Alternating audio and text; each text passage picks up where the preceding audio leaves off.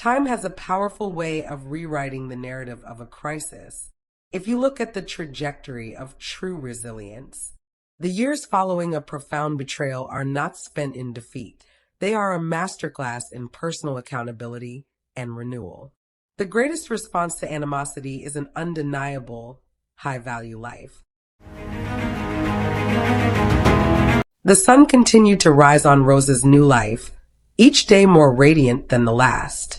But life has a way of bringing the past face to face with the present, not to cause pain, but to show a person exactly how far they have climbed. 3 years after the twins were born, Rose was invited to be the keynote speaker at a prestigious women's empowerment gala. She was no longer just a wife. She was the CEO of Rose's Bloom, a chain of high-end boutiques that employed dozens of women who, like her, had once lost their voices. As she stepped out of her Mercedes-Benz in front of the Grand Hotel, the paparazzi's flashes mirrored the sparkle of her diamond earrings, a gift from Sam for their anniversary. Sam stepped out beside her, looking every bit the proud husband, his hand resting protectively on the small of her back.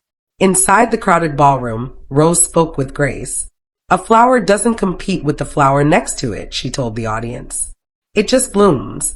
And if the soil is toxic, you must have the courage to uproot yourself and find a garden where you are celebrated, not just tolerated." The room erupted in applause. But as she made her way to the lobby after the event, she saw a woman scrubbing the marble floors near the restrooms. The woman's back was hunched, her uniform faded, and her hair, once styled in expensive weaves, was now thin and tucked under a cheap cap. Rose froze. It was Ada, the mighty eldest sister who had once dictated Rose's every move and called her a witch, was now working as a janitor in the very hotel where Rose was the guest of honor. Ada looked up, her eyes widening as she recognized the woman in the silk gown. For a moment, the air was heavy with the weight of 5 years of abuse. Ada's hand trembled, dropping the wet cloth. "Rose," Ada whispered, her voice cracking. Is that you?" Rose looked at her. She didn't feel the old fear. She didn't feel the urge to lash out. She felt a profound, quiet pity. "It's me, Ada," Rose said calmly. Ada's eyes filled with tears, but they weren't the tears of a bully. They were the tears of the broken. "Daniel is gone, Rose. He's in a state home now.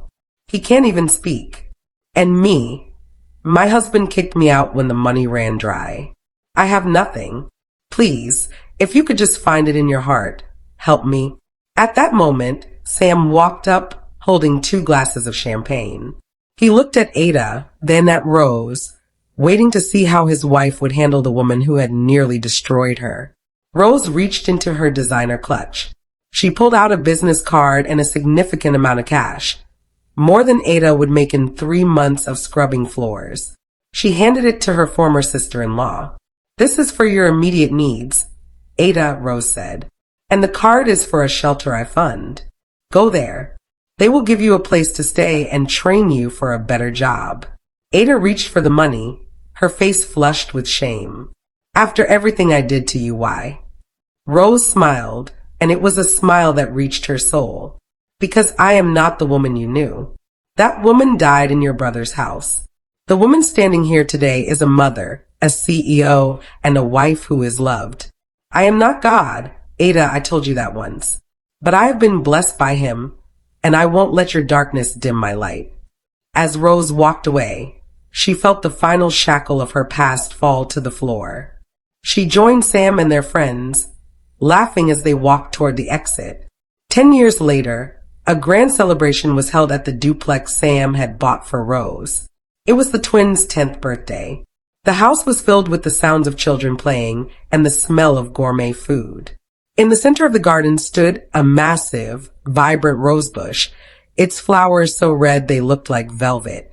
Rose stood by the bush, watching her son, Samuel Jr., named after her own father, and her daughter, Samantha, blow out their candles. She looked at her hands. They were soft, no longer callous from the endless, unappreciated chores of her first marriage. On her fingers sat a new band, a symbol of a decade of real love. She realized then that her life was a testament. To every woman being told she is nothing because she hasn't conceived. To every wife being bullied by in-laws while her husband watches in silence. To every heart that feels it has withered beyond repair. Rose picked a single flower from the bush and tucked it behind her ear. She wasn't a withered flower anymore. She was the whole garden. And as the sun set over her beautiful home, Rose knew that while some people are chapters in your life, others are the whole book. Daniel and his sisters were just a few dark pages at the beginning. Sam, the twins, and her own strength, they were a beautiful, never-ending story. She turned back toward the lights of the house, where her family was waiting, leaving the shadows of the past exactly where they belonged, in the dark. The sun dipped below the horizon, painting the sky in strokes of apricot and violet that matched the streamers draped across the patio. As the children tore into their presents, Sam stepped up behind Rose, his presence a familiar, steady warmth. He didn't say anything at first. He just rested his chin on her shoulder, his arms looping around her waist. Thinking about the old apartment, he murmured, his voice vibrating against her back. Rose let out a soft, melodic laugh, a sound the woman from a decade ago wouldn't have recognized. No, she said, leaning back into him. I was actually thinking about the word enough. For so long, I was told I wasn't enough. Not a good enough cook. Not a good enough daughter-in-law. Not whole enough to be a mother. Sam turned her around, his eyes reflecting the soft glow of the garden lanterns.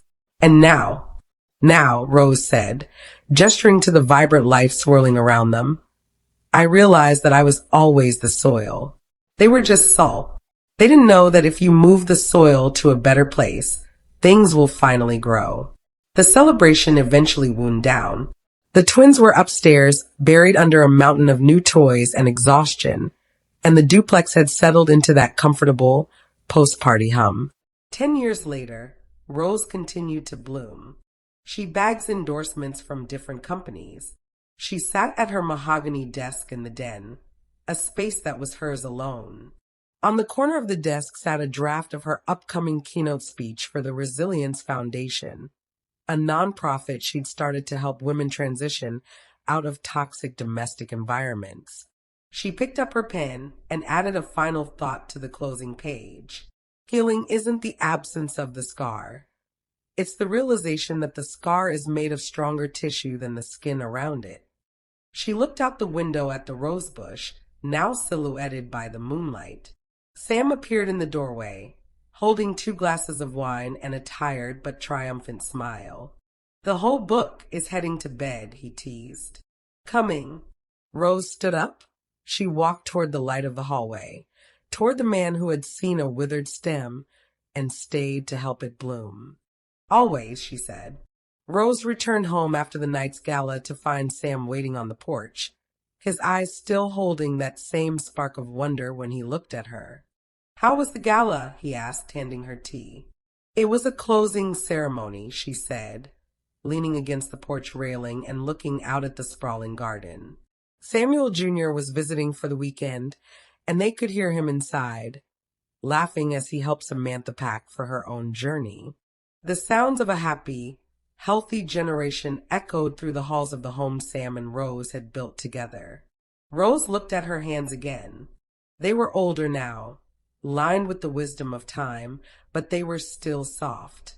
She reached out and took Sam's hand, their wedding bands clicking softly together. You know, she whispered, watching the first stars appear over the silhouettes of the roses. They thought they were burying me. They didn't realize I was a seed. Sam squeezed her hand. And look at you now. You're the whole forest. Rose smiled, closed her eyes, and breathed in the scent of the velvet flowers. Resilience, self-worth, and the courage to remove oneself from toxic environments are essential for true growth and happiness. One can overcome immense adversity, transform pain into purpose, and ultimately bloom into their fullest potential when they find the strength to leave behind those who diminish them and embrace those who cherish them. It emphasizes that our past does not define our future, and true healing involves recognizing one's inherent value and cultivating a life where one is celebrated. I would like to hear your views in the comment section. Thank you all for watching the final episode.